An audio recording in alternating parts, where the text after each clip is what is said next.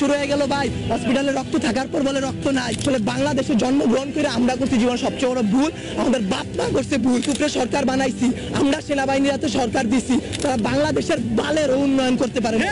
তারা 36 দিন পর তারা এনসিপি গঠন করে। জুলাই অভিশপ্ত না, অভিশপ্ত বাংলাদেশের রাজনীতি। রাতের বেলা লাশ গুম করেন না, মৃত সাগর বানাই দিতে আল্লাহ 2 মিনিট ভাবে নাই, ফেরাউন্ডে পানিতে ভাসাই দিতে আল্লাহ 2 মিনিট ভাবে নাই। আমরা তো পাপিষ্ঠ জাতি, আমরা তো খারাপ জাতি, আমাদের ডুবাই দিতে আল্লাহ 2 মিনিটও ভাববে না। আপনাদের বলা আর এই যে নিজের গালে নিজে এইভাবে থাপ্পড় দেওয়া ভাই সেম কথা, ব্যথাটা নিজের উপরই, থুতুটা নিজের উপরই পড়ে। উপদেষ্টারা আসতেছে 20টা করে গাড়ি নিয়ে আসতেছে, উত্তরার রাস্তা বন্ধ করতেছে, সেক্টরের রাস্তাগুলা বন্ধ করতেছে। এতে যাদের যেই সন্তানগুলো আহত হয়েছে, নিহত হয়েছে, তাদের বাবা মাদের ঢুকতে দিতেছেন না আপনারা, তাদের বাবা মারা এখন পর্যন্ত খায় নাই। আমার মা শোকে শোকাহত হয়ে গেছে।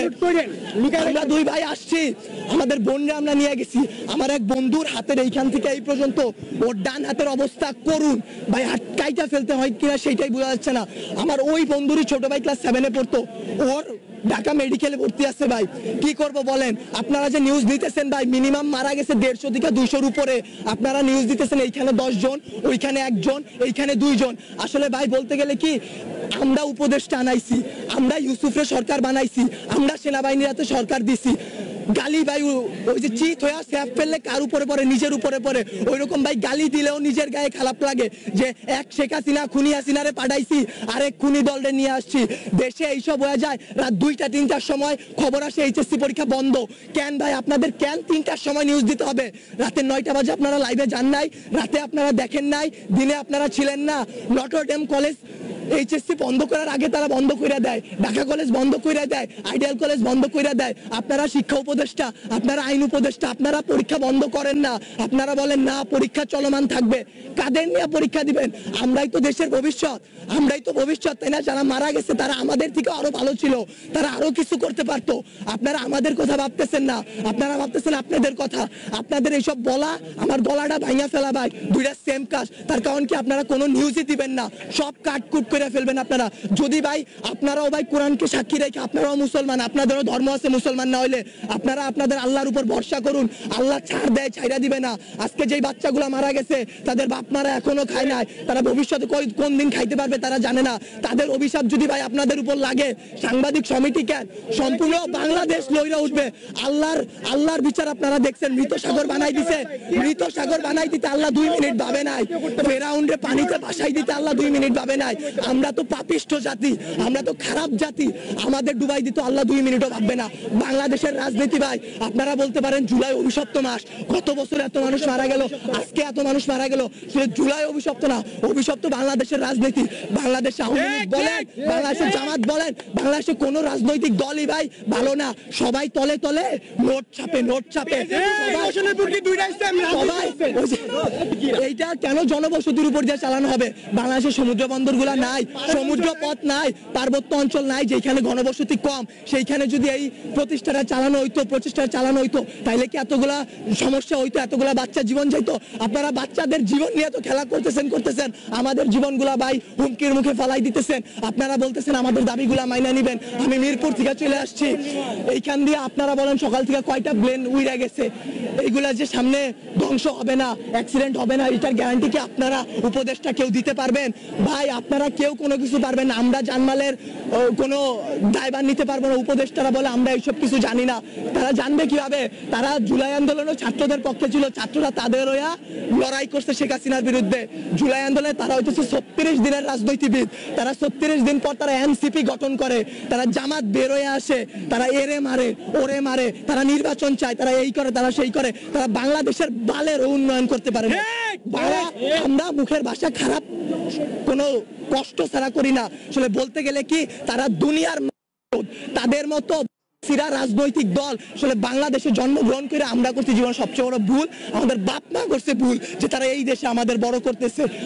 আপনাদেরও দোষ আমাদেরও দোষ।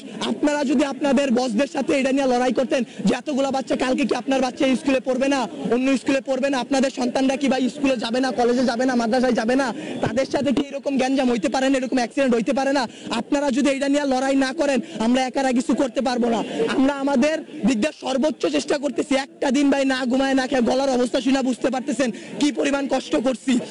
2 ব্যাগ রক্ত দিছি। বাংলাদেশের রক্ত নিয়েও সিন্ডিকেট শুরু হয়ে গেল ভাই। হসপিটালে রক্ত থাকার পর বলে রক্ত নাই।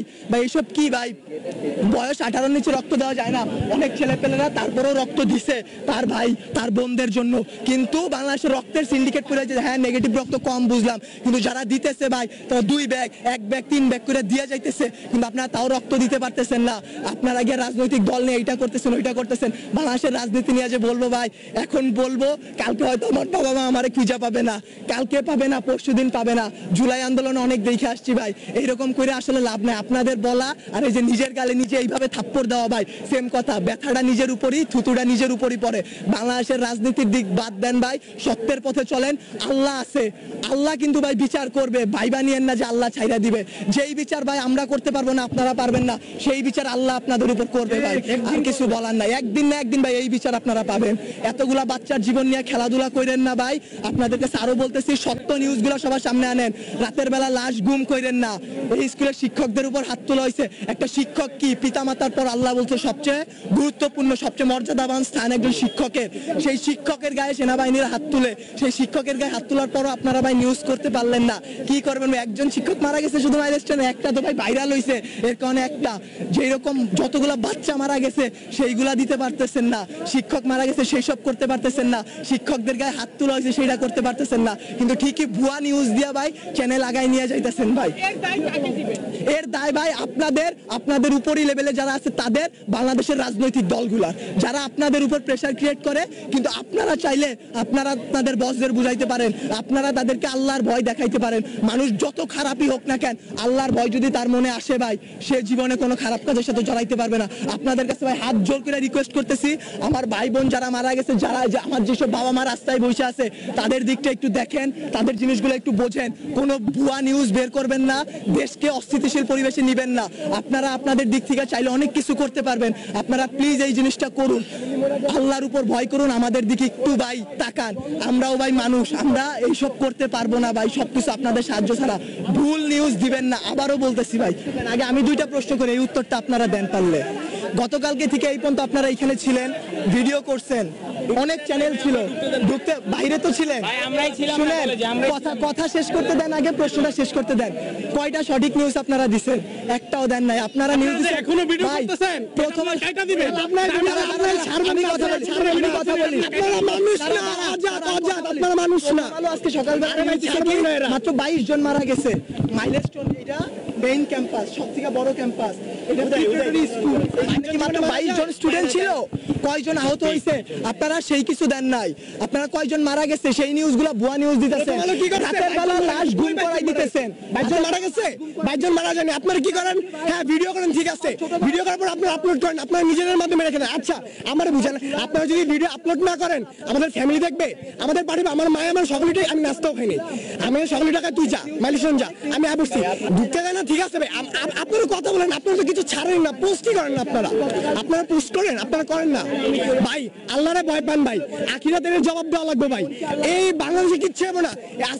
আজকে যদি আমি মরি, কালকে 2 দিন হয়েছে বাবা, আমি আজকে বলে কালকে 2 দিন। আপনারা এই নিউজগুলো ছাড়েন, সবাই এমনি ছাড়া দেন। এইটা দিয়ে দিতেছেন। আপনাদের জামাতের আমির বাহিনী ইউনিটে যায়, বাহিনী ইউনিটে গিয়ে সে হাত উঁচা করে দেখায় আমি আসছি। সে আইসা কি করবে? সে আইসা কি করবে? কিছু করতে পারছে? কোনো মানুষকে বাঁচাই তুলতে পারছে? আরো ওইখানে ভিড় সৃষ্টি করতেছে। তারা জানে তারা ওইখানে গেলে একটা ঝামেলা হবে।